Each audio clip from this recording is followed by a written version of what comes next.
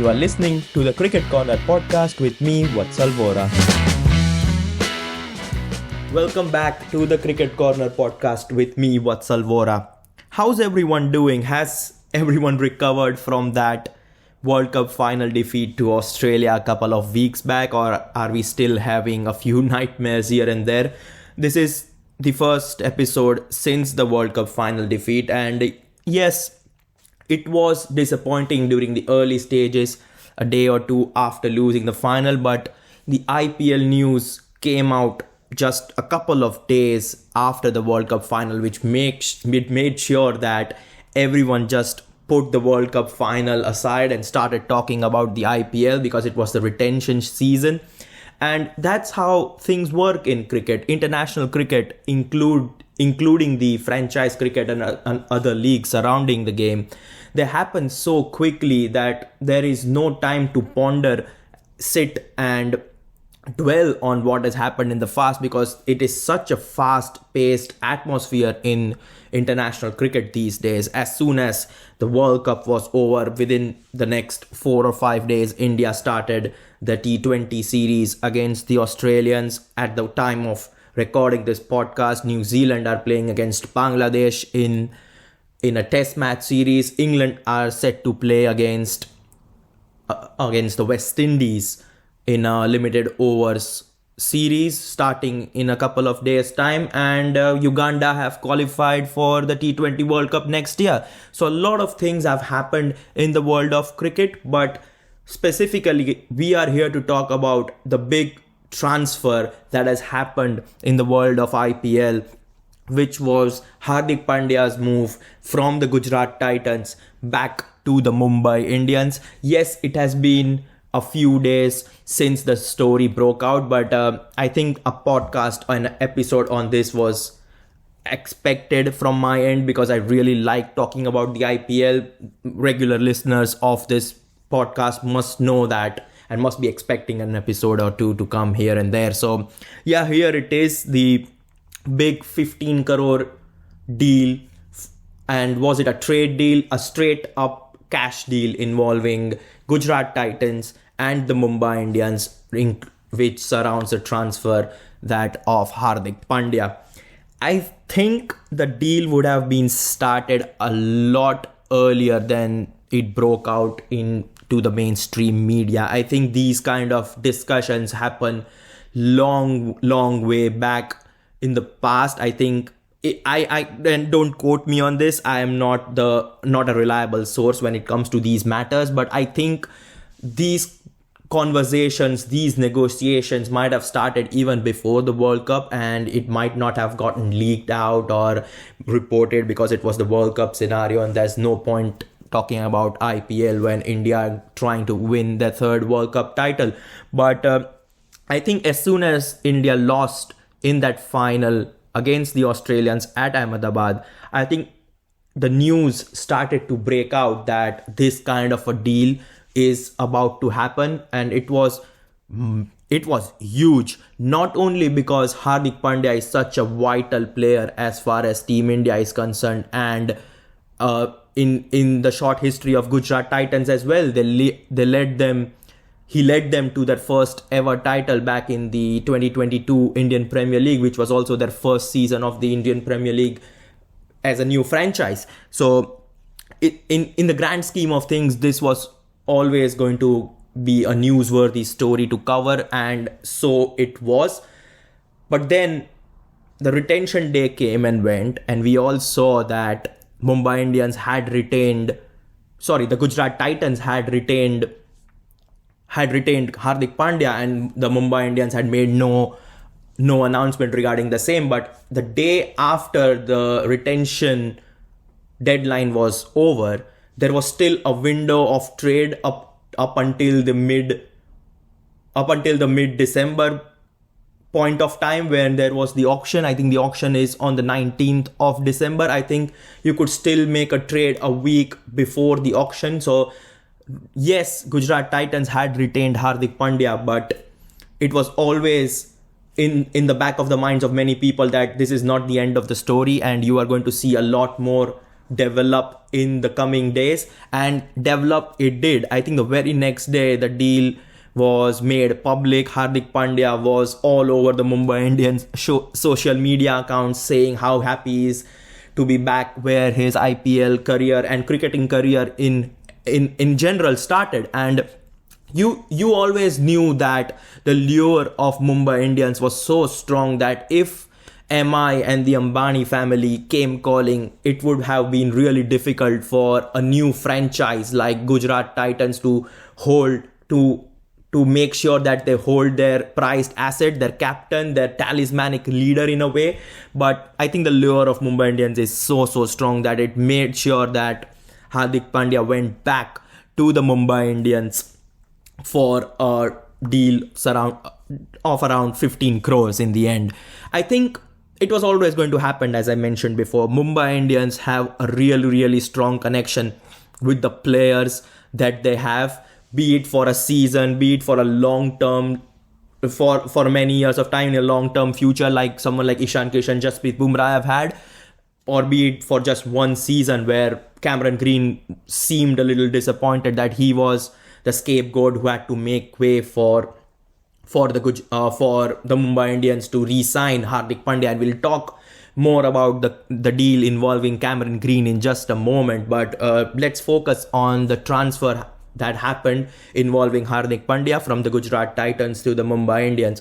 Now, it's a really family-oriented kind of a franchise. There are 10 franchises in the Indian Premier League, and each and every one of them has that unique selling point. You have the Chennai Super Kings, who adore Mahendra Singh Dhoni. The Chepauk crowd is all yellow when they play. The Royal Challengers Bangalore are one of the most passionate fans you will find in the Indian Premier League. Yes, they have not had the success which the squad deserves in the end, but the bond between the Chinnaswamy and the Royal Challengers Bangalore is right up there as far as the IPL is concerned, and the same goes for the Mumbai Indians. Mumbai Indians, you talk to a MI player, be it someone like Cameron Green or Jason Behrendorff or someone like Chris Jordan is in there, who have played for the Mumbai Indians for a relative short period of time compared to the likes of Ishan Kishan and Rohit Sharma and lot. They'll always say that they enjoy playing for a team like Mumbai Indians because it's a family feeling.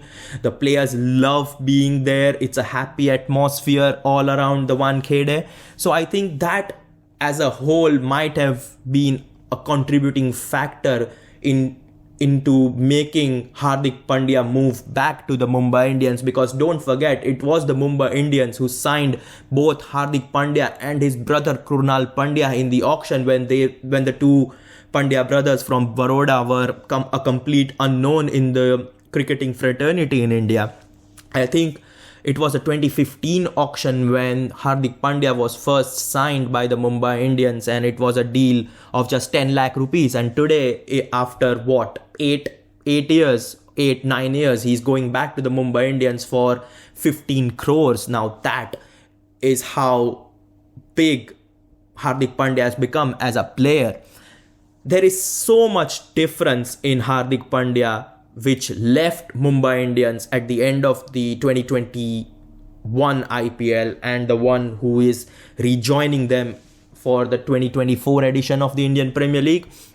The one that was not retained back in the 2020 ahead of the 2022 season was a very, how shall I put it, easygoing Hardik Pandya. It felt like from the outside that he's not too serious about the game. He's just a person who is enjoying the game, not being too serious about the game, and he's scoring runs. He's taking a few wickets here and there. There's always an injury concern surrounding him.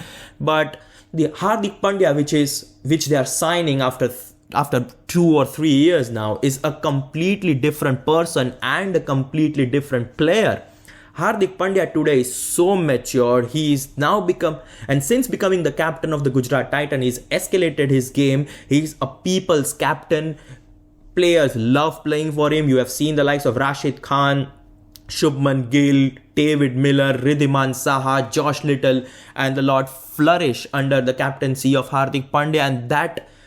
And not only him being a better person or a better better captain. He's also become a better player. He is now one of India's most important players heading into the 2024 World T20. Yes, he had a injury in the midst of the Cricket World Cup, but even before his injury, he was such a solid performer. That performance against the Pakistan comes in my mind, where he picked up 2 wickets.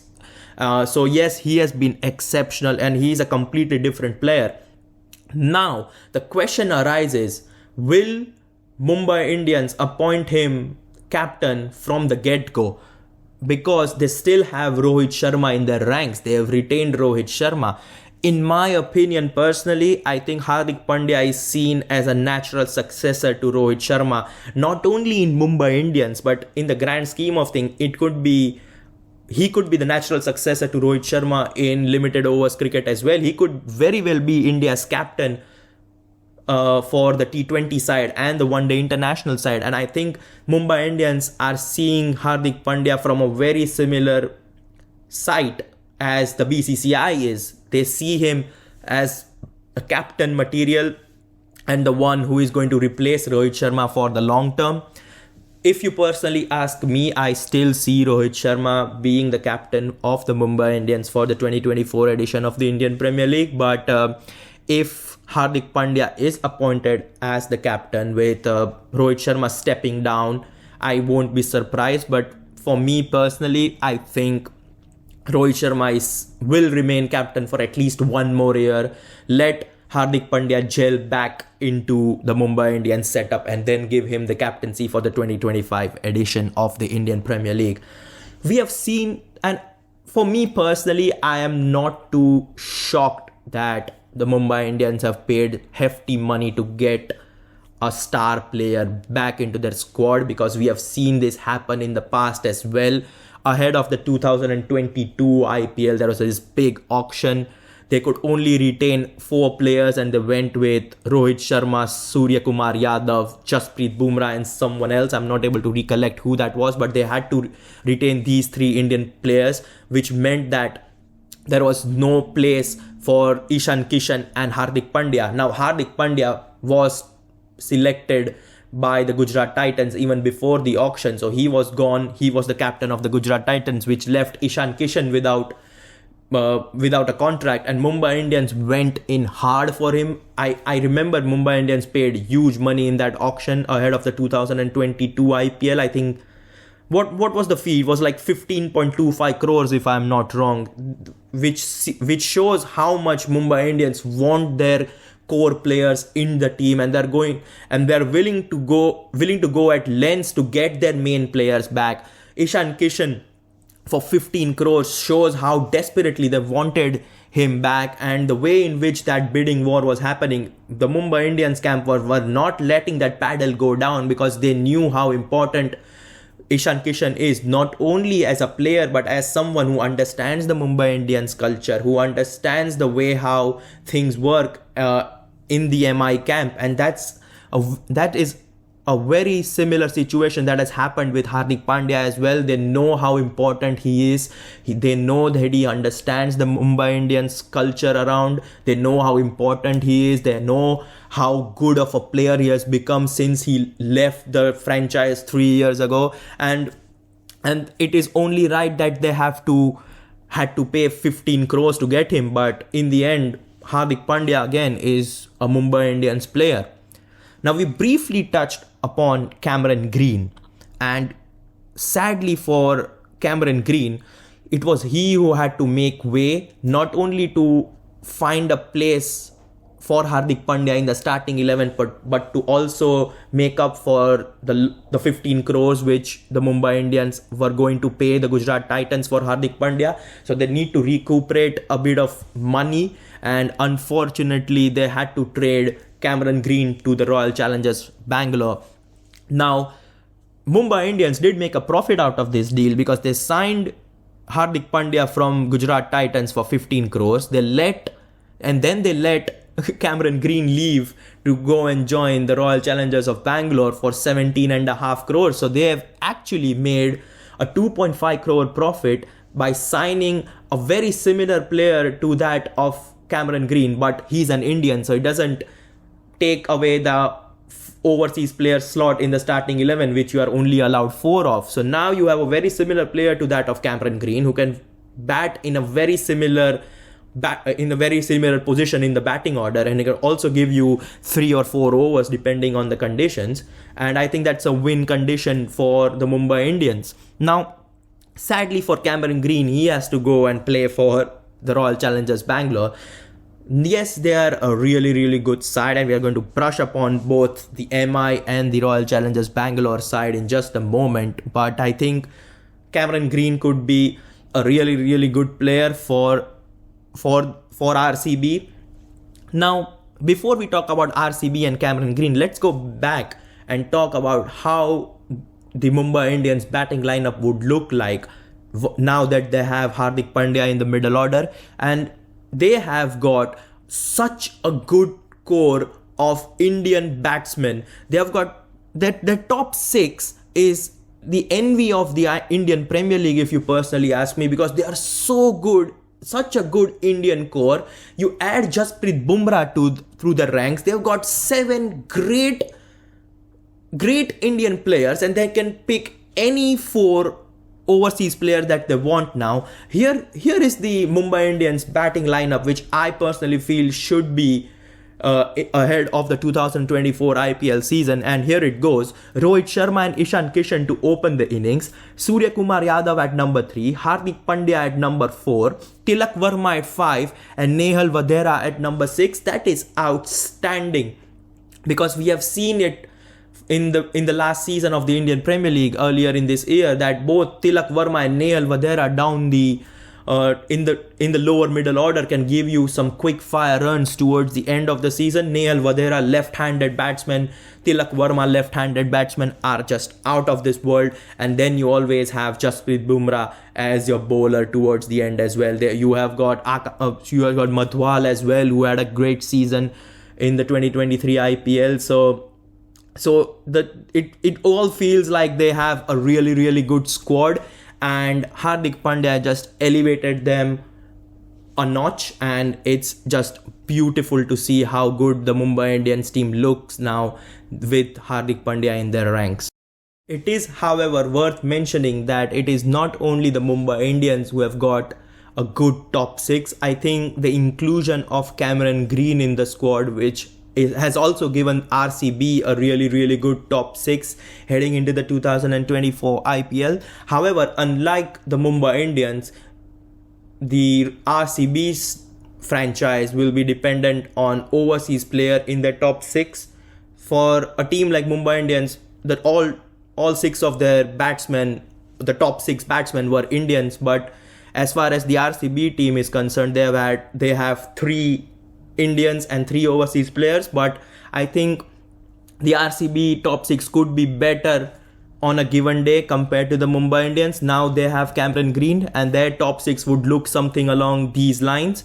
Faf du Plessis and Virat Kohli as openers. Then you have Cameron Green at 3, Rajat Patidar at 4, Glenn Maxwell at 5, and Dinesh Karthik as 6. Yes, Dinesh Karthik hasn't had the best IPL last time around, but he's still quality. I think he still has gotten a year or 2 left in him as far as the IPL is concerned. And based on the situation which shows in front of the RCB team, they can crop and change their batting lineup accordingly. Yes, you can have Faf and Kohli as openers, but if you want, even someone like Cameron Green can go up there and open the innings. But let's keep Faf du Plessis and Virat Kohli as openers. Cameron Green can bat at number 3, so can someone like Glenn Maxwell. But if you assume that Cameron Green would come in at number 3 like he did for the Mumbai Indians in the 2023 IPL, I think Maxwell would be at number 4 or 5. Now let's say Maxwell walks out to bat with let's say the Royal Challengers Bangalore lose the second wicket at 15 over mark. Then you can send in someone like Glenn Maxwell up the order. Or let's say they lose their second wicket at 7th over mark. Then you can bring in someone like Rajat Patidar up the order, because he's going to be fit and ready for the 2024 IPL if there is no other injury concerns from now until the end of March.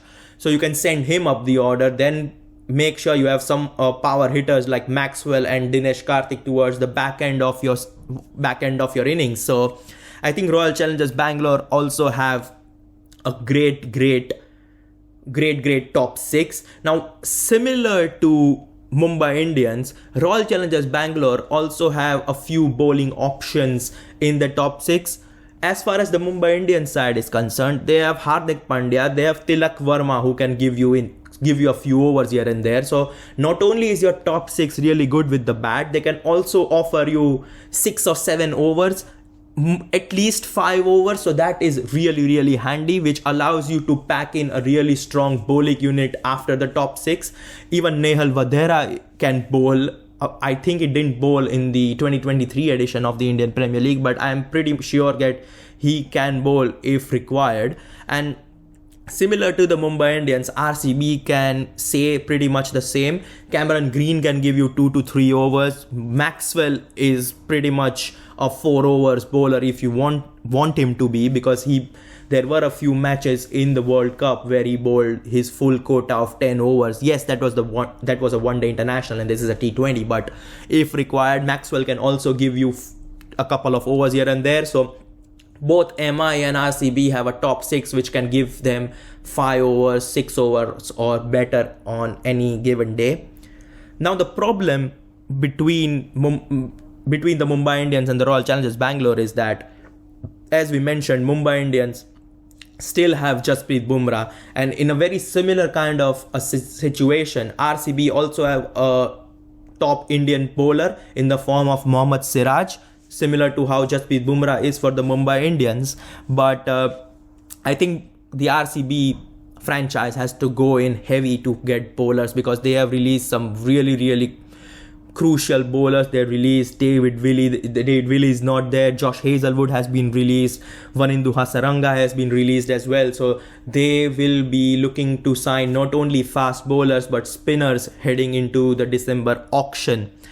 Yes, RCB still have the likes of Reece Topley and Will Jacks in their team, but if you are playing Cameron Green, Maxwell and Faf du Plessis, you can only play one additional overseas player at any given point at any given game. So if that slot goes to someone like Reece Topley or Will Jacks, then you have to heavily rely on Indian bowling core. They also have let go of Harshal Patel.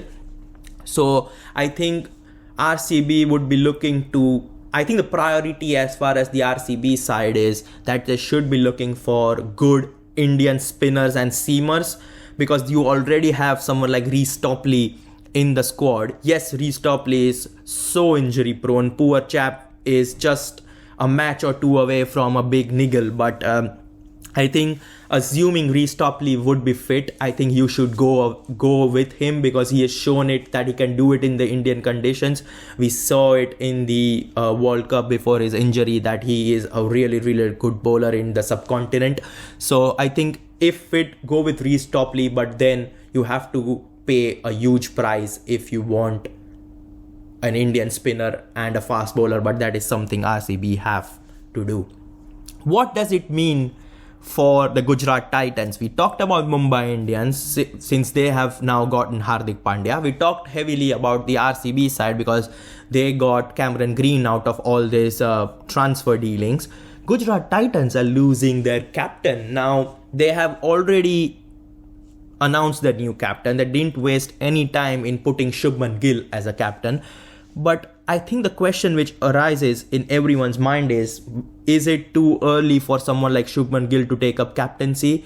Or is it a wide decision to make him ready for the future, not only for the franchise but for the Indian cricket team as well, with Virat Kohli and Rohit Sharma towards the twilight of their international careers? I don't know. Me personally, I would still have gotten with Shubman Gill, because I think it's always safe to have an Indian player as your captain, because if an overseas player is your captain and he goes out of form, then you cannot drop him. And if you drop him, then that just derails all the balance in the team. So I think it's wise to go for an Indian player who as your captain. I think they might have seen Shubman Gill having those leadership qualities, and he has had some brilliant seasons with the GT franchise.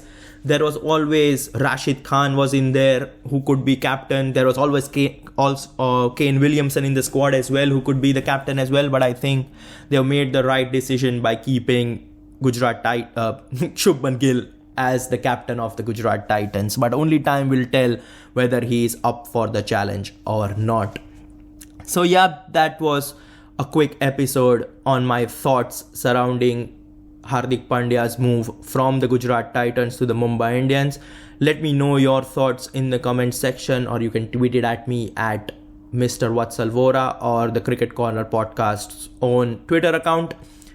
For the time being, however, this is me, Vatsal Vora, signing off. I'm sure you are all looking forward to the IPL auction in a couple of weeks' time. But for the time being, ciao for now.